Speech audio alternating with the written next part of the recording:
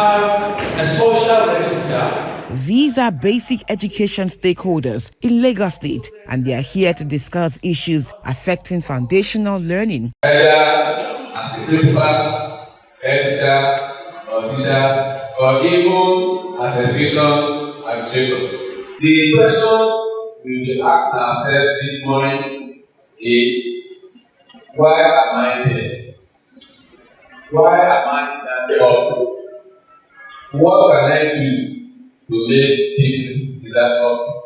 Speaking at the event, Permanent Secretary, Lagos State Ministry of Basic and Secondary Education, Mr. Abayomi Abolaji, highlights the strategic importance of the state and the need for adequate plans to be put in place to deliver top-notch education to all residents. Lagos is like a tube of sugar that attracts ants, and we cannot run away from that.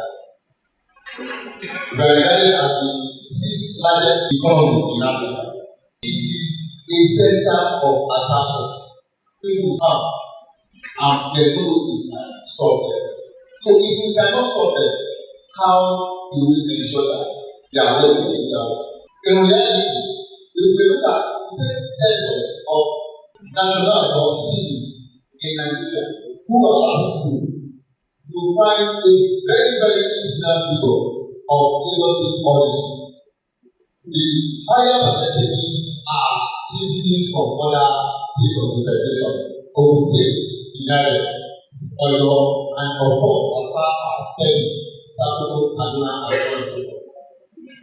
We cannot talk about that. That means you still expect more influx of school-age children. Because no parent will come to Lagos and leave children back in their Lagos State communities. How do we want to bring these ones into that net? That is one. Secondly, when they are now captured in that education net, what kind of education do they receive? There are those who are physically challenged. Do we want to give them the money in Lagos State? The answer is no. So how do we give them that same education that will benefit them, that will keep them also out of the streets? Some other issues highlighted include collation of relevant and timely data, security, and strategies employed to attain SDG Goal 4. When we talk about security, insecurity, it has to do with so many aspects of life of a child. And that's why, as a UNICEF, we're advocating for the right of the children, for them to be provided with their fundamental human right, that is access to quality education. Lagos State is already at the rooftop when it comes to foundational literacy and numeracy. That means Lagos should ensure that they sustain the level and also ensure that other children that does not have the equal access for those that are in school should also have, especially for the adolescent boys and girls and the young people that we have in Lagos State. The recent national population data and mixed data shows that about half of the population in Lagos are youth, and that means there is the need to build skills, that is the need to build capacity around teachers. Teachers will have to have the capacity to deliver differentiated learning approach because they have a demography of children that are of different age group.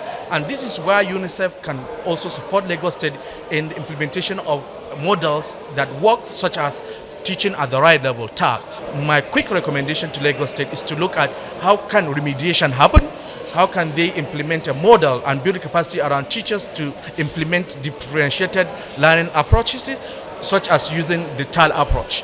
Thirdly, also is to see how can we sustain the level of achievement that we have in Lagos. Stakeholders say they are now enlightened on the issues and they are prepared to partner with the government to achieve quality education for all residents of the state. It's a clarion call on all of us to rally around ourselves together with the government to see that we lay a good foundation for our educational system.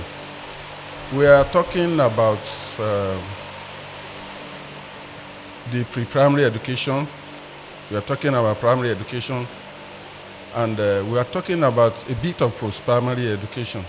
There is need for us to work together to see that those areas that we believe will be an hindrance to the progress of our efforts on achieving a good foundational education in Nigeria is removed.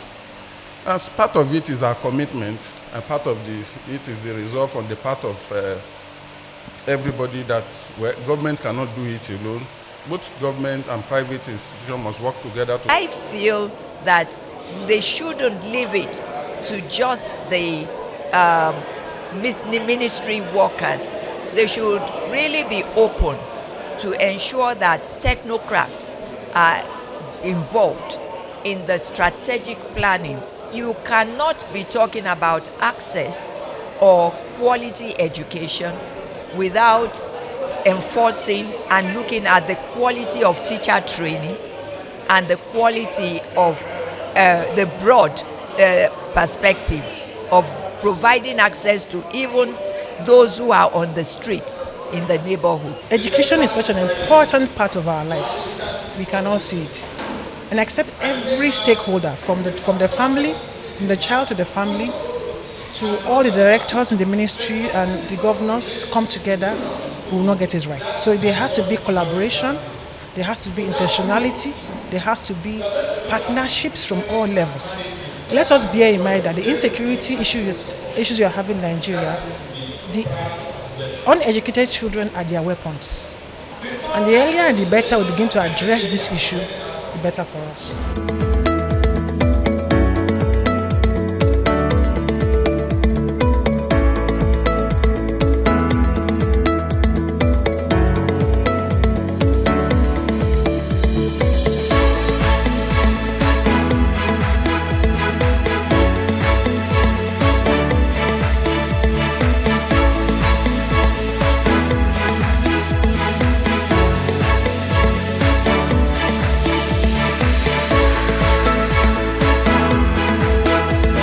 At the meeting, the important roles of community stakeholders and parents in foundational learning was emphasized, as well as strategies for reaching and supporting out-of-school children with foundation literacy.